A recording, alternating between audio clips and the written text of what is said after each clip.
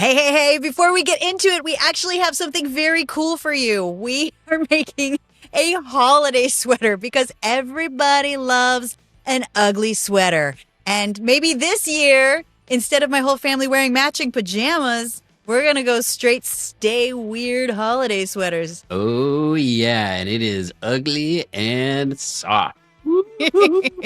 I go to a lot of ugly sweater parties around the holidays. It's become quite a theme, so you got to go prepared. And this year, I got my own. I'm pretty excited about this. Now, if you want these sweaters to get to your home by the holidays, you need to order them now. So as soon as you're done listening to this podcast, order your sweater. So like Tori said, head over to MythFitsHoliday.com to grab yours right now before they're gone. You got to order early so you can get them for Christmas so your whole family can wear them. And please, if you guys wear these sweaters in a holiday picture, please post it and tag us because we want to see it. That's MythFitsHoliday.com. Go get your sweaters. And now, Tori, let's get into the episode. All right. All right, Andrew, what's the number one mistake people do in the kitchen over Thanksgiving? Well, I think it's the same mistake that they make every other day of the week. Welcome, MythFits.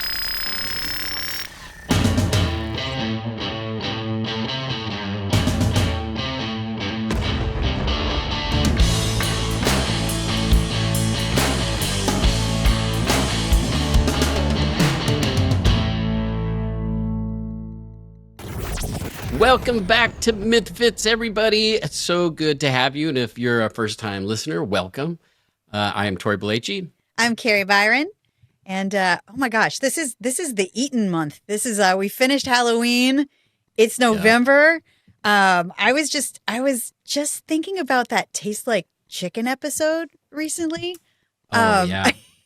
I saw some clips online, and the thing that I noticed the most is like my horror when I had to like grind down all the animals to feed you guys and how disgusted I was by the things that I was feeding you. And I was just like so squeamish and squealy about the whole thing.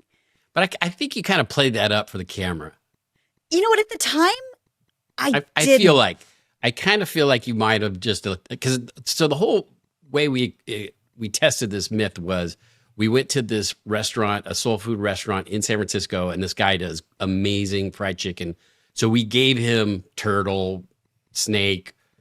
What I have else the was list: on that peacock, list? snake, frog, ostrich, alligator, squab, turtle, goat, boar, like just a ton of different kinds of weird meats. So we get to the restaurant, we hand him over these strange meats. So he takes them in the back and he puts his fried chicken, however he prepares and cooks his chicken, he's doing that for these meats. But during the experiment, Kari is giving us these weird meats, but then also giving us chicken in between to kind of like keep us fooled. And so it was like Grant and I were blindfolded. We would take a bite and we would guess whether it was chicken or not.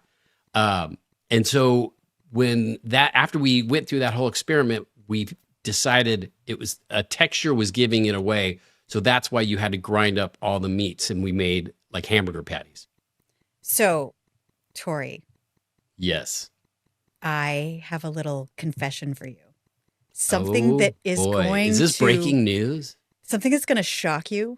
I mean, this is going to crack the cornerstone of what Kari, you believe about me and who I am. Kari, I've known you for over 20 years. I don't think there's much that will shock me at this point. Oh, no. Are you ready for this? Yes. I eat meat now. I eat all kinds of meat now. This is huge. I feel like this is huge news because I have been defined. Wait a minute. What? You eat meat now, Kari?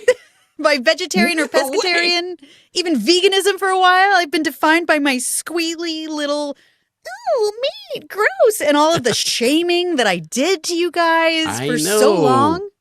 You would just make us feel so bad when we'd go out to eat. And you'd be like, ew. I didn't make you you eating the dirty bird. The dirty bird. That's what you call chicken. You're eating dirty bird. Dirty bird. No, actually, I mean, at this age, to have an entire new door just open up to all kinds of new experiences is awesome. So see what you've been missing? I mean, okay, so this is how I bet you won't guess my entry meat. Like what broke me, because like most people would I'm think going to go it would out be on bacon. a limb and say bacon. Yeah, That's what bacon everybody be would think mine. is bacon, right? So, I in about 2018 started doing this show called Crash Test World. My book that came out was Crash Test Girl, and I had met this woman, Jenny Bukos, and she had always done travel shows. And we were trying to figure out a show where we highlight innovators and people making the world a better place and looking for solutions. And I would travel around the world, and it's sort of like how cooking shows go, and they show you culture through foods. We were going to show you culture through innovations. Like this was my dream show. Is this the show where you had to eat bugs? Yeah, I did all kinds of things for this show. I am familiar with this. Okay. Crash Test World was going to be my come up. It was going to be my next big show. Unfortunately it premiered like right before the shutdown of 2020, so canceled. No more travel show for me. But there was this one episode that we did. So Andrew Zimmern's production company, they produced this show. So I was running with his crew all around the world, and we did this one in Qatar where I was out in the desert, right? And we were talking about how the different spices that families have define like like that scent you could recognize, like, oh, they must have been eating at the Joneses because they smell like this array of spices that only that family uses. And that's how important it is. Interesting. Okay. Yeah, I thought it was really, really beautiful. So I met with this wonderful woman who they had been cooking for me all day. Like they had this lamb roasting. So that was the magical meat, was the lamb? It was roasting, and it was baking in the sand for like 20 hours. Whoa. I didn't really realize what was going to happen here. So all of a sudden this giant platter of rice came out with all these beautiful aromatics and just a big old hunk of lamb and a lamb all over it, just all over it. And they sat it in front of me, and I'm just like, oh, crap. And you're about to throw up. I mean, like she's explaining how you pick up you eat with your hands and how you do it and the whole thing. And I'm trying to eat around the meat, and I'm just eating the rice. And she looks at me like, oh, you're missing the best part, and puts a big chunk right in front of me. And I look at it around the meat. She caught you. She caught you. I see you just eating vegetables, Kari. You ain't going to get away with that. Fear in my eyes. And these are people that worked with Zimmern, right? So they're like, they looked at me with like the deadliest look, like, you better eat that meat. And I swear to God, producer mouths to me, take one for the team. And I'm like, all right. So I grabbed it, put this chunk of lamb in my mouth, started chewing. This thing fell apart. It was beautiful. It was like you had a religious experience. Dude, my life choices since I was 12 were all coming into like maybe everything that I have decided and that I am just like strongly against. Maybe everything is wrong. Everything's wrong. Like, what? Why don't I eat meat? This is delicious. It is delicious. We've been trying to tell you this whole time, Kari, but you wouldn't listen. Broke me. And now, I mean, now you've been chasing that dragon ever since. I still am like, I'm very vegetarian forward with the food that I cook and stuff. But all of a sudden, I get to try things. And my best friend's like, here, have you tried carnitas? I'm like, no. What is this magical thing? The best. Well, good. I'm proud of you, Kari. You're growing this late in the game. You're trying new things. Well, the reason why are we talking about this, Kari? What's the reason? If we're going to talk about Thanksgiving and my big, giant confession that I feel like may have been bigger to me than it was to you, is because we are going to have my friend, renowned legend of a man, Chef Andrew Zimmern on today. I love that guy. He is the most amazing cook. Every time I look at his Instagram, I get freaking hungry. I mean, I know he's known for bizarre foods where he eats all the weird stuff. I wonder what's the weirdest thing he's ever put in his mouth.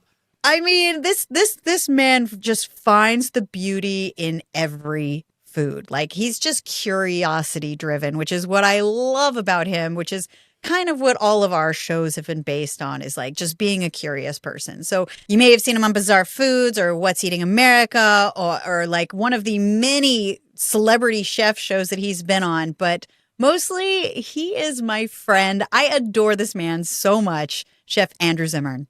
Stick around. You won't want to miss it.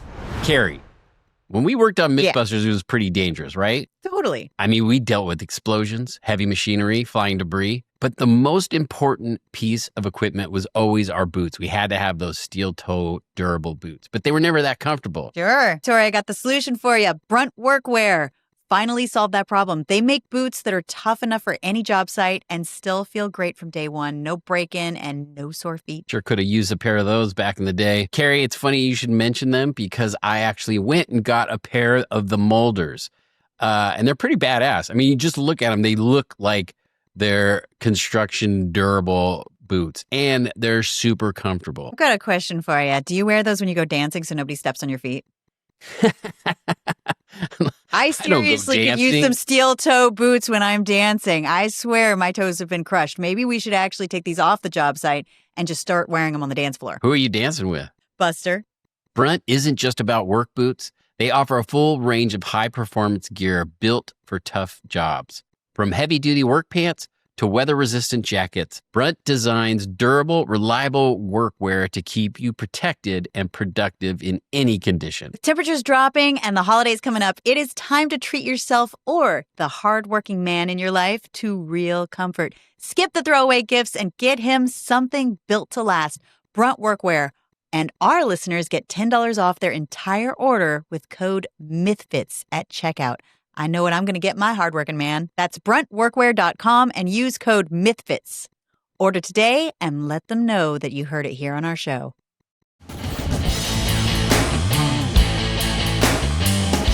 Welcome back, MythFits. I am very, very excited because we have one of my good friends on the podcast. I already told you guys a little bit about him because he is part of my dirty little secret. Andrew. Oh, boy. Andrew Zimmern. Are you wondering what we were talking about?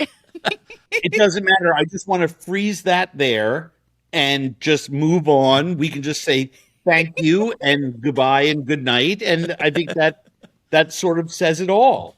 I just came from a design meeting for an apron that I'm making in collaboration with a friend of mine to benefit a couple of nonprofits that I work for.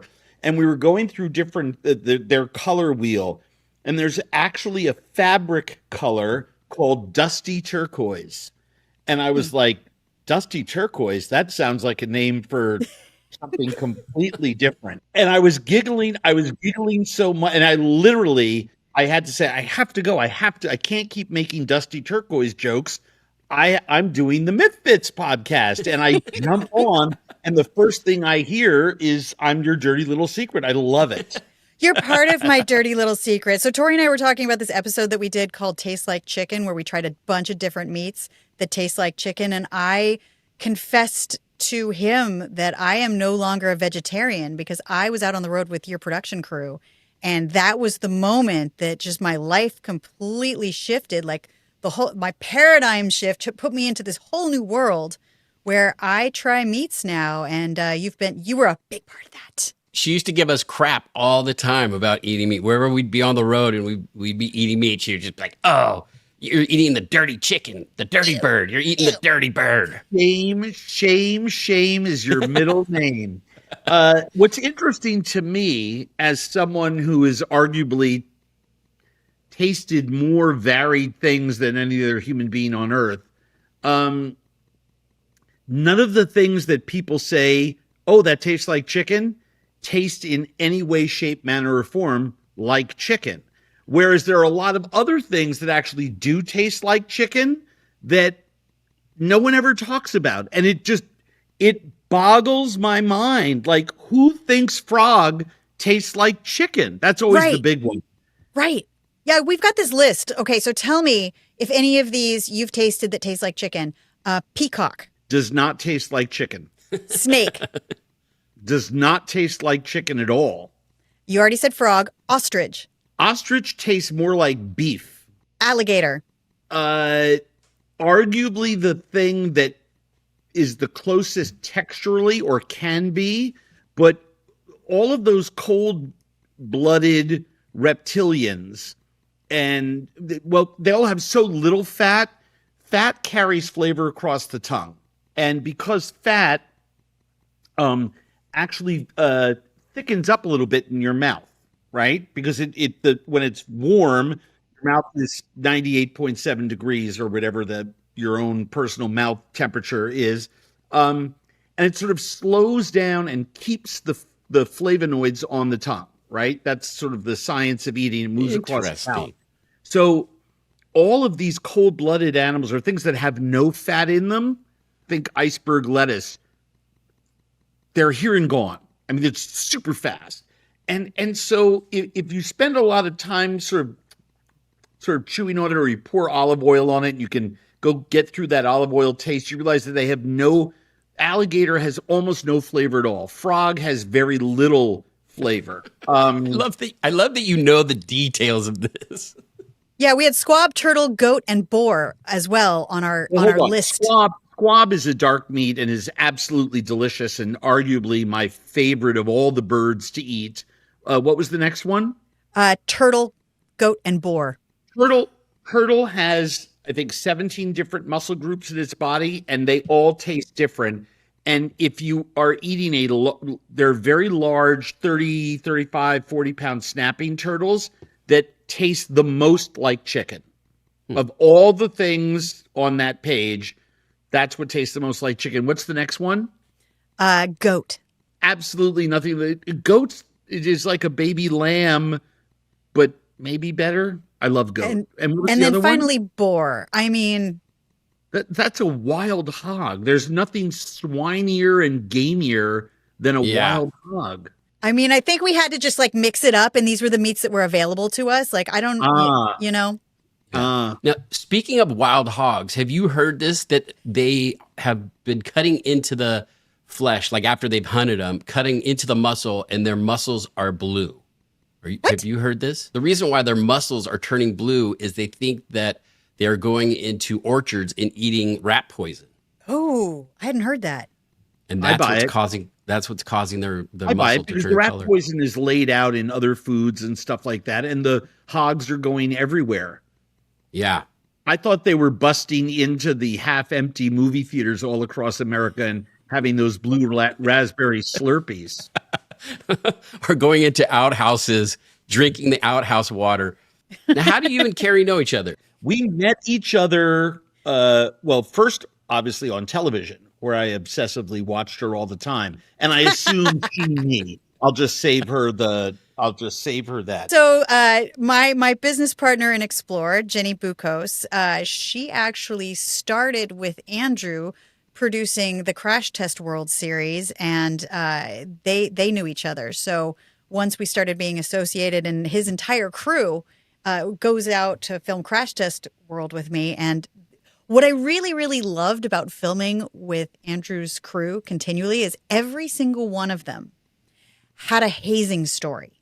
Like, you sit around after the shoot, we're all, drinking beers or whatever after the shoot, and every one of them will be like, oh, the first time I worked with Andrew, this is what he made me eat. Like, every single person was like, oh my God, this was my experience. Like, who was your favorite haze on Bizarre Foods? Well, my director and field producer, Chris Marino, was the person who I pranked the most. And some of them were so awful and so over the top, involving like doing things where police were involved, that they are my favorite. And if I said that in plural. And by the way, this includes police in foreign countries. So, oh, jeez, that's mean. A few of my favorites with Chris, and I love pranks, and I love pranks that evolve over time. Yes. So with Chris, what I would do is I would hide animal parts. He carried all these camera bags and everything because he was also he was director producer, but he had been a shooter and a videographer, and he's an amazing art photographer.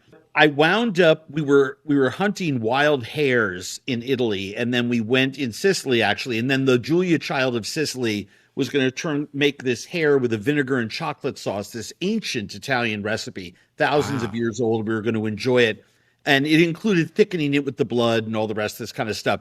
And I butchered the entire now a wild hare is like 18 pounds, so it's not a rabbit, it's big. It's big. So that's like a dog. Its arm, yes. So between its paw, its forearm, and its upper arm, it's quite a sizable thing. Well, I took it and I put it in the side panel bag of his bag that he liked to carry on the airplane. So we're in Rome, like 2 days later, going through customs, and I go through first because I didn't want to get backed up by the line. I knew it was going to happen. And this thing goes through, and it's on the X-ray, it looks like a baby's arm. Oh, jeez. So I'm dying. In Europe, immediately, that's not like a, hey, let's put that through the machine again kind of thing. That is the Carabinieri are there, the national police are there, and you're going into a room to be, like, why are you bringing this on the airplane? Oh my God. Was he pissed? They took it out. Remember, I'm on the other side, so I can. I know, but was the guy upset? I would have been furious. My friend was bullshit obsessed and upset. He was so angry because he knew he would miss the plane. Oh so my now God! It involved police and interrogation, and he had to explain himself. He also missed his flight and had to stay an extra day in Italy. Oh, you're awful. Man. We are not worthy. I mean, Tori pranked me a lot. I never got him back as good as he got me, but I'm so glad I never actually worked on a show with you because you are malevolent. That is amazing. Point, I guess the bigger point is that all the people on the show, when it was their first episode, I'd say, well, you got to eat something with me. And so we would just eat something that I ate on camera. And to them, it was quite a traumatizing experience. For me, it was just lunch. I mean, I follow your Instagram, and I've definitely spent some time trying to cook the things that you cook. I actually have DM'd you in food emergencies before. I had you like save a Thanksgiving where a bunch of people showed up at my house. You're like, all right, this is what you're going to do. You're going to go get some chicken thighs. You're going to go get, it's like just saved my whole dinner. Like the emergent text. Yes. The emergency. Help me. I have to make things. You're my go-to. I tell all my friends, because most of them don't. And I'm like, why didn't you just pick up the phone and call me? And they're like, well, I didn't want to bug you. I said, take me about 7 seconds to tell you, A, you're fucked, or B, here's the way to unfuck yourself. I mean, it's either one or the other. And it's why it's actually a really good tie into the book, because we have a manual on our website for Thanksgiving that we haven't changed in 15 years because there's no point in changing it. It's all the basics. Here's the 10 basic sides, the 6 standard desserts. You pick what you want. I'm not saying everyone should have 19 items at Thanksgiving. Here's the schedule starting 2 weeks out. Make your lists, delegate what you need. Like Aunt Margie, bring plates, right? I mean, it's just like, it just takes all the worry out of it. Count the burners on your stove. Yeah. I can't tell you how many friends of mine tell me 18 people are about to arrive, and I just realized I have 1 oven and 4 burners. Yes, and I've done no that. Way to heat up everything at the same time. And I'm like, yeah, you're a mess.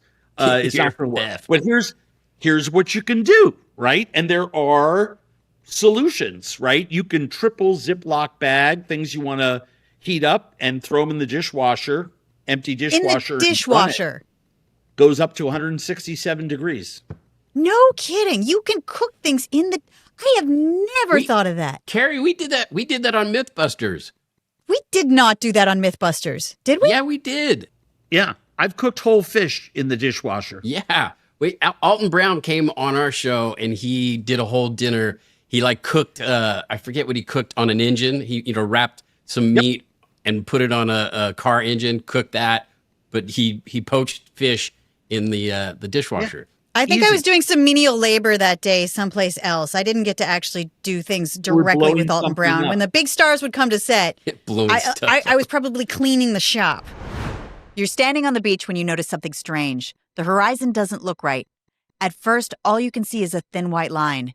Then the line starts to rise. You realize it's not the horizon at all. It's a 30-foot tall wave of water, and it's racing straight towards you. What would you do? On the day after Christmas in 2004, a 9.1 magnitude earthquake hit off the coast of Indonesia, triggering a devastating tsunami. It struck Thailand without warning. No alarms, no cell phone alerts, no evacuation. Follow Against the Odds on the Wondery app or wherever you get your podcasts. You can binge all the episodes of Against the Odds, Tsunami in Thailand, early and ad-free right now on Wondery Plus.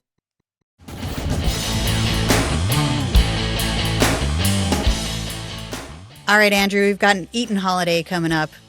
Thanksgiving is definitely one of my favorites because it's like I love getting together with the whole family. And I know that you've got that site with all those tips. What are your top Thanksgiving tips?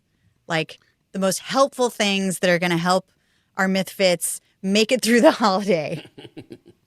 We have an incredible amount of wisdom accumulated over the years. We add recipes all the time, and of course, we have that manual that I told you about that is one-stop shopping for everyone. I think there's several things that everybody has in common. The same mistakes everybody makes, right? You have a turkey, right? Most people eat a turkey on Thanksgiving. I love turkey. The white meat is done cooking at 150 degrees. It'll rest, carry over heat, go up to 160. It's food safe already, but it's nice and juicy. The thighs and legs have to heat up to about 175 degrees to melt the collagen and connective tissue so that it just fall off the bone, still moist and delicious, but that unctuous chicken thigh, turkey thigh or leg that we love. Mm-hmm. And you want the skin to be crispy. So to achieve those three things, everybody goes about it the wrong way. So the first thing that I do is I usually don't brine my turkey because I stuff my birds.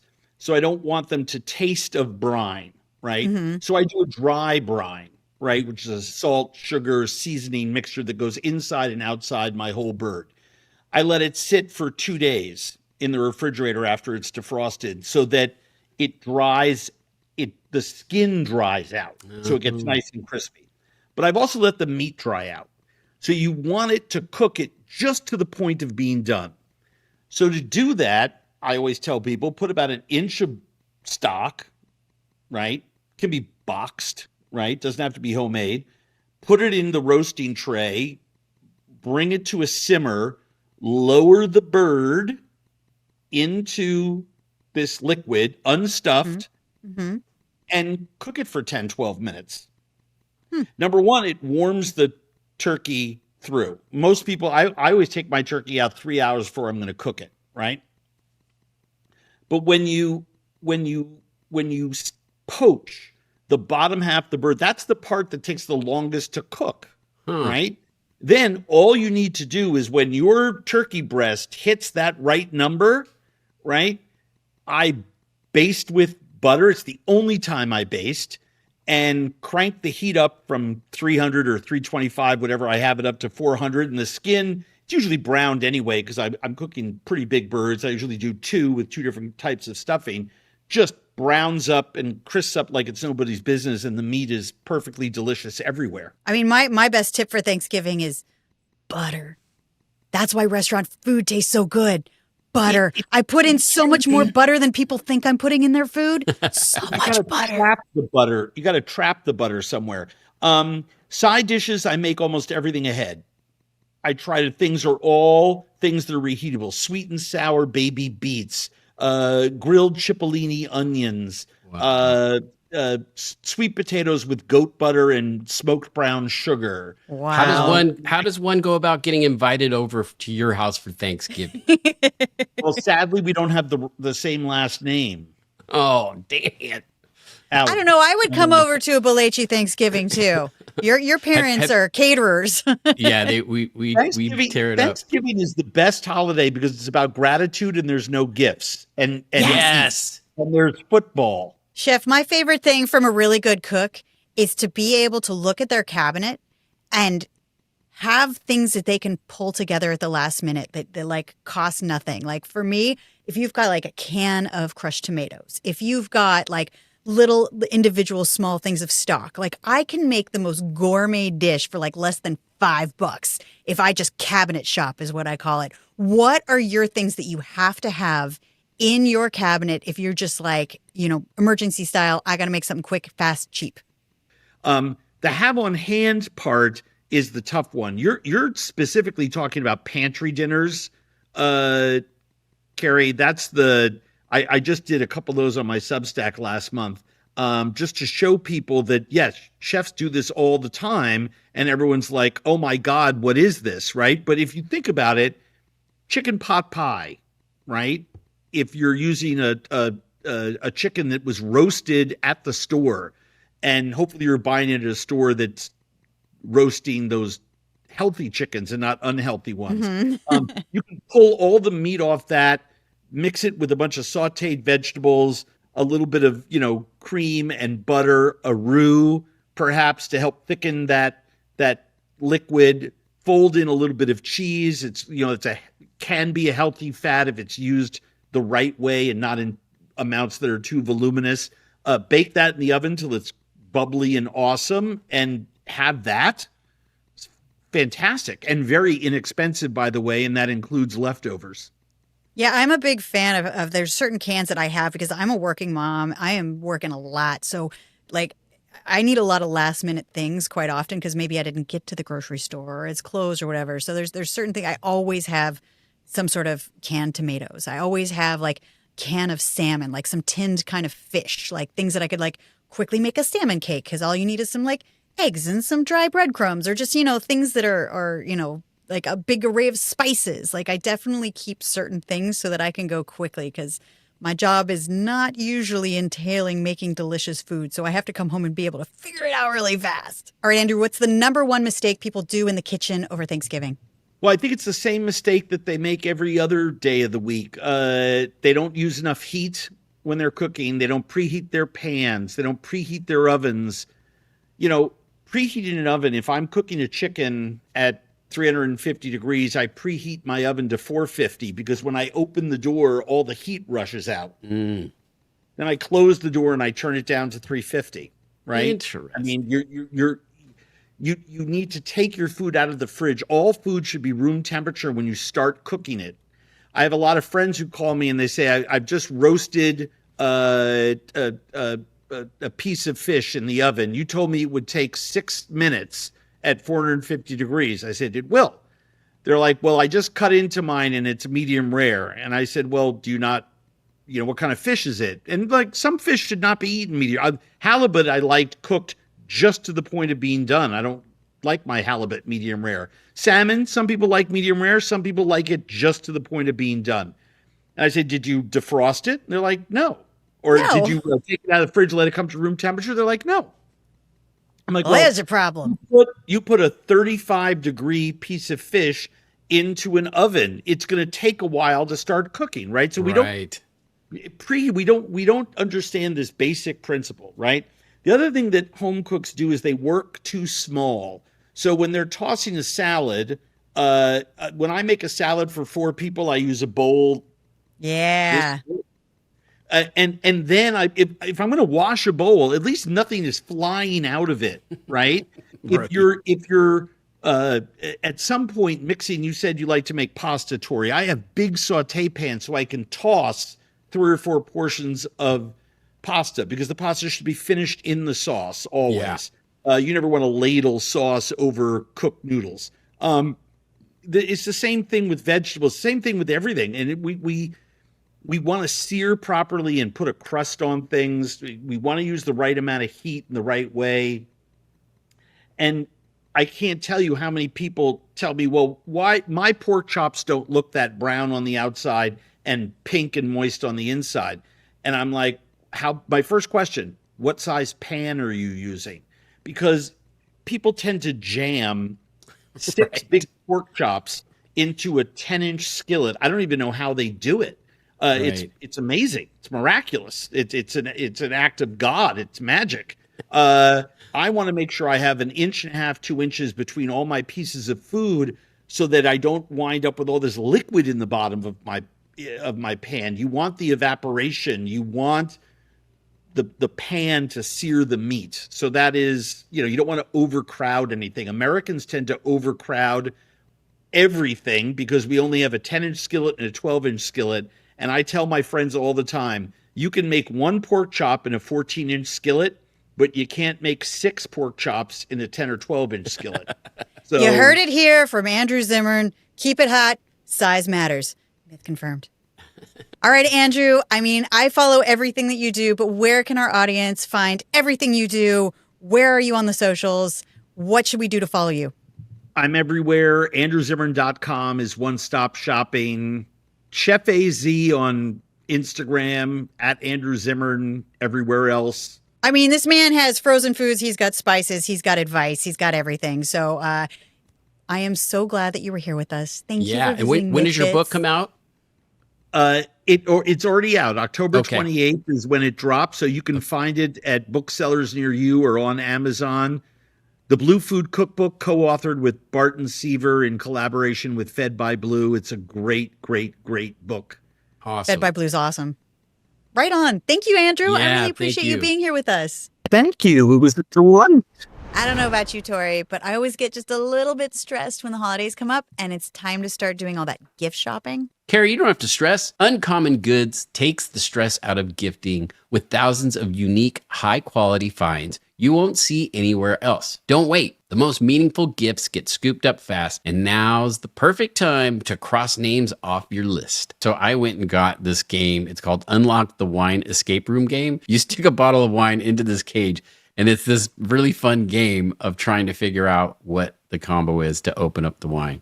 I know it's totally ridiculous, but I never knew I needed to combine an escape room with wine. Uncommon Goods has something for everyone, from moms and dads and kids and teens to book lovers, history buffs, and diehard football fans. You'll find thousands of new gift ideas that you won't find anywhere else. when you shop at Uncommon Goods, you're supporting artists and small independent businesses. Many of their handcrafted products are made in small batches, so shop now before they sell out this holiday season. So don't wait. Cross those names off your list before the rush. To get 15% off your next gift, go to uncommongoods.com/mythfits. That's uncommongoods.com/mythfits for 15% off.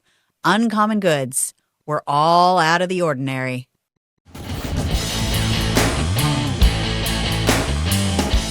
Welcome back, MythFits. That was really fun. I love Andrew. Oh my God. He's the There's best. so many great ideas, so many great cooking techniques. He has saved my Thanksgiving a couple times, but last time, all of a sudden, like a bunch of people were like orphaned, and they came over to my house, and I was just like, "Crap! I do not have enough food." And I had this moment where I felt like I was name dropping to myself. I'm like, "Oh, hold on, let me just text Andrew." He was more than happy. He called me right away. He's like, "All right, Nice this is guy. what you're gonna do," and I was like, "This is awesome. This is like the best friend to have." Your lifeline, your Turkey Day lifeline. Oh, shoot. You know what I forgot? What? I wanted to ask him, okay, shoot. Do you remember in Indiana Jones Temple of Doom? We tested a bunch of myths from that. But there's a scene where they're all sitting around and they bring out chilled monkey brains. And I want to know if that's Hollywood or if that's an actual delicacy somewhere. Dang it. I mean, Can you text him and ask him that? Shoot, I totally forgot to ask him. I'm going to text him right now. Hold on. Because remember we did Falling Through the Awnings. That was from that movie. We tested. Tori forgot to ask you if in Indiana Jones, where they ate chilled monkey brains, is that actually a thing? Okay, I'm just going to add that there. All right. Tori, what's the grossest thing that you've ever had to eat? Oh gosh, the grossest. I'm trying to think of something that I ate and it made me throw up instantly. Like maybe I'm going not to tell even- you, I All right. ate some of that Norwegian fermented 100-year shark. Ooh. It was.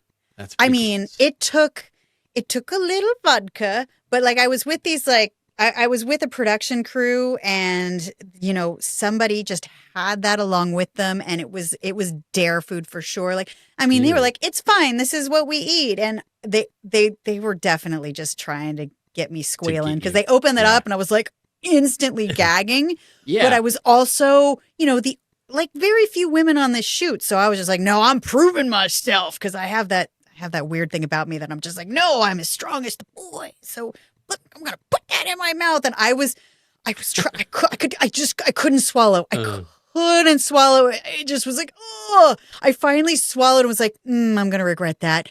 Did a shot real quick and just was just like, I'm done. I gotta go. Nope. You know what mine is? What? This is from my dad. Pig's feet. Ugh. My family are obsessed with pig's feet. Really? They slow cook it in tomato sauce, and they're like constantly try it. And I've tried it all my life, like when I was a little kid, and even in my adult life. And now I smell it, and it just makes me like cringe. Every time they make it, they call me, "Come on, we're gonna have pig's feet." I don't get it. I just like they say it's a delicacy. I don't see it, but that's just me. Yeah, everybody's got their own thing. I mean, my best friend, half the stuff she eats is just like dare food to me. And when we were going through the markets of Vietnam, she'd be like chewing on a chicken foot and be like, "This is normal, Kari. Like here, everybody does that." I'm like, I'm not that inaugurated into meat quite yet, like that I can do that. Like at this one point, we were in Cambodia and there was this woman pushing a cart, right? And there was these like little like sea snails in the cart. Now it is hot out and these sea snails are just like baking in the heat. And I look over there and she's like, "Ooh, I want to try that." And the guide we were with, he's like, No, that's for locals. You can't eat that. You can't eat that. And she's like, "No, I want to try it." I'm like, "Brittany, no, you cannot eat that." She's like, "No, I'm like," she's adventurous. She's a dare for. She's like, "No, I'm here. I'm going to try it." And he had this look on his face like, "Oh, this is going to end badly." And so she goes over there. She gets this like little bag of these like in the sun pieces of seafood. She eats a couple of them. I'm like, wait. Hold on. I want to take a picture of the before shot. Click. Just in case. But this woman has a stomach of iron. She was perfectly she didn't get sick. fine. No, if I ate that, my trip would have been over. But like this woman, she can like, I don't know. She trains herself on, she can eat anything. I remember one of the worst things I ever drank, and it like, oh God. Do you remember Izzy's Steakhouse in San Francisco? Yeah. So we used to go there with Brian, Lecky, Ben, producer, Hansen, cameraman, and Steve Christensen. He was also there. So the four of us, so two producer, director, and cameraman, and I go to this place for dinner. And it was like our favorite place, and we became really good friends with the manager and the waiters and the bartenders. So this bartender is like, "Oh, one of our bus boys, he just got back. He's Vietnamese, just got back home from Vietnam, and he brought this. It was like a rice spirit, like they fermented or they distilled this alcohol from rice, but inside the bottle was a cobra fighting a scorpion. So they posed these creatures in the bottle, and then they fill it up with this booze." Wait, so you're supposed, that's not just a tourist thing? Like people drink that? Because I thought that was just something you bring home to like say, "Hey, look what you drank that?" Well, so they brought over shots. They brought over the bottle and they each gave us a shot. Wow. Smartly, the producer and the director were like, "No, thanks." Me and Ben were already a few glasses of wine in. So we're like, "Yeah, we'll take it." I took it. The smell was disgusting. I took the shot and was like, ugh. And I was just holding everything I could to like not throw up. Ben took the shot. He instantly was like, got up from the table, ran to the bathroom, threw up.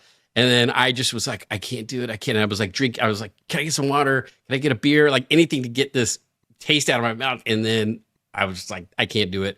I ran to the bathroom and threw up. We are definitely going to find out that is not something you're supposed to drink. That does not sound God. Well, everybody. I mean, we apparently they all drink it, so it was disgusting. Woo.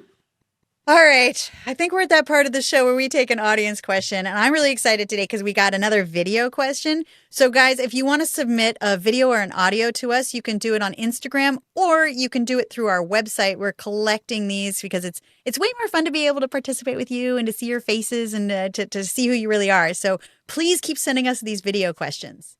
Yes. All right. What do we got, Kari? Who's up? Hi, Kari and Tori. My name is Abby, and this is my husband, Eli. We are longtime viewers of the show and have been watching since we were both little. We have now found your podcast and have really enjoyed listening to it, and we thought it would be a fun idea to send in a video question.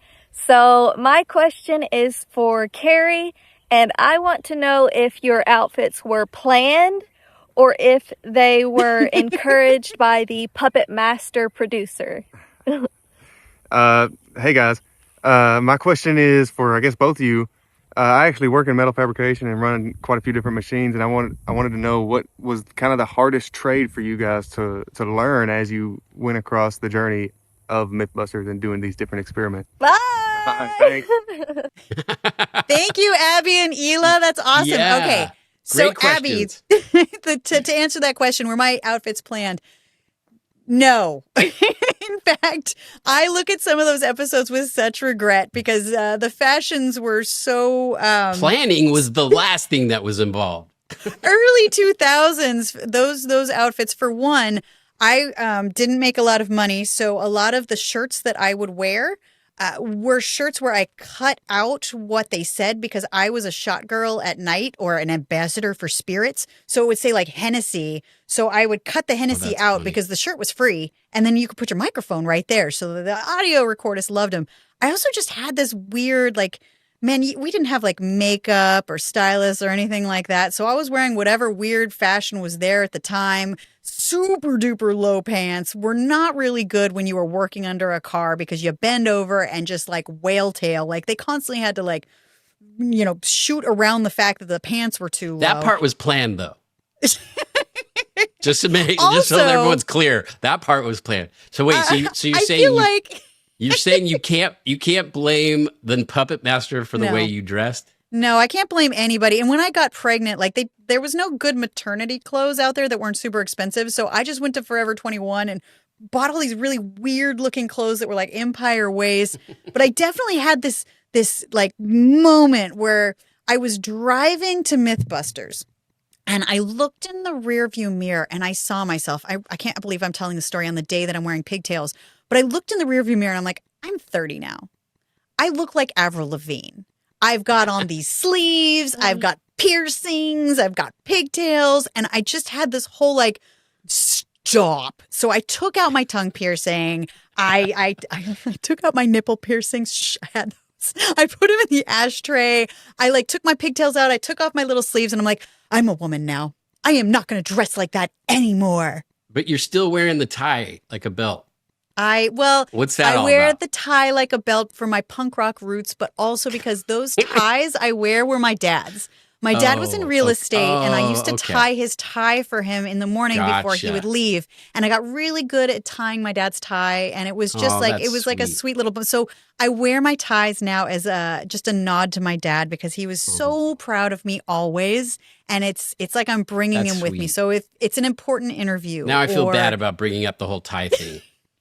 Yeah. Okay, what about Tori. the fingerless gloves? Let's go on. I love those. I still love fingerless gloves so Dude, much. I used to like can't let wear go. those in high school. When we were I like, can't- I was like a yeah. rocker. I was like into heavy metal bands, and it was like, yeah, with the spikes on them. I love spike. I can't let go. Like there's a whole time there where I was just like, no, I'm beyond these things, but I'm bringing them back. I love my bringing 'em spike back? gloves from Punk Majesty. I watched Some Kind of Wonderful recently, and she had the leather fingerless gloves with the fringe, and I'm like, oh, I've got those in storage, and I pulled them right out. I love fingerless gloves. Sorry, my leg's cramping up. We've been sitting here for too long. All right, I've been Tori. sitting here the- too long. Okay, Sorry. so the second part of the question, what was the biggest challenge for you as far as things that we had to learn, like machining, welding, whatever? What was hard for you? The hardest was TIG welding. I still, to the aluminum TIG welding, still to this day, I have never mastered it. Like other kinds, stick welding, MIG welding, I can do, but the aluminum TIG, still to this day, I don't know how to do it. So that's my. I never got to really learn like anything that was with the electronics. Grant always did them, and I never learned them. So like, I think now if somebody put that in front of me, I'd be like, oh crap, I'm gonna have to go look up what he did, because that was just like, he was so good at it that I never really mastered any of that. I loved learning to weld though. I thought that was awesome. He's got a degree as an electrical engineer. Like that's not something you just pick up. Yeah. Well, that's why he always did that. I love how you're like, okay, I got to figure out this board now. No. I got to figure it out because Grant's not here. I got to figure this board out. Come on.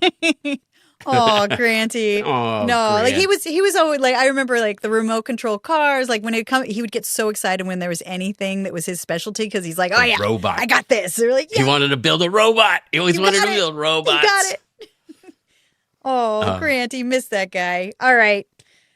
Well, thank you guys for listening. Thanks for coming back. Always fun, Kari, to catch up. Yeah, and like the video questions are my favorite. Oh my so God. Please keep submitting those. We love Instagram, that. do it on our site. Like, follow, subscribe, all the things. And every friend that you recommend this podcast to that becomes a subscriber, a puppy smiles. Oh. My puppy. Stay actually. festive, MythFits. Stay festive, MythFits, but also make it weird.